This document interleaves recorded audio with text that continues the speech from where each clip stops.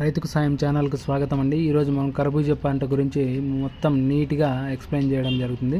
కర్బూజా పంట మొట్టమొదటగా విత్తనాలు వేసిన తర్వాత 3-4 రోజులు బాగా నీళ్ళు బాగా వేసుకోవాలి. వేసుకున్న తర్వాత మనము కర్బూజా పంట విత్తనాలు బాగా మలిచిన తర్వాత ఒక 15 రోజుల నుంచి 20 రోజుల తర్వాత మనము బాగా మొక్క అనేది సాలెక్కిన తర్వాత మనం రోగర్ కానీ దాంతో మార్షల్ కాంబినేషన్తో కొట్టుకోవడం వల్ల ఈపీ బంక నల్లపేను దోమ లాంటివి ఏంటన్నా ఉండరాకుండా ఉంటుంది.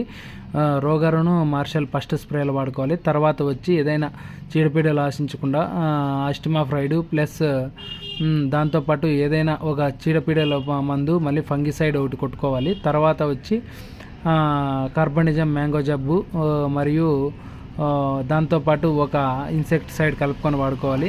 తర్వాత బూడిద రోగం కానీ ఏంటన్నా అలాంటి ఉన్నప్పుడు నాగార్జున ఇండెక్స్ వాడుకోవాలి. తర్వాత వచ్చి మనము వాడుకోవాల్సింది ఏదంటే తెగులు ఎక్కువగా ఉధృతి ఎక్కువగా ఉన్నప్పుడు అమిస్టర్ టాప్ వాడుకోవాలి. అమిస్టర్ టాప్ వాడుకోవడం వల్ల తెగులు ఉధృతి అనేది చాలా వరకు తగ్గిపోతుంది. తర్వాత మనము ఏదైనా తెగులు కానీ ఏదైనా ఉన్నప్పుడు కానీ నేటివో కూడా వాడుకోవచ్చండి. నేటివో కూడా బాగా పనిచేస్తుంది తెగులు పైన.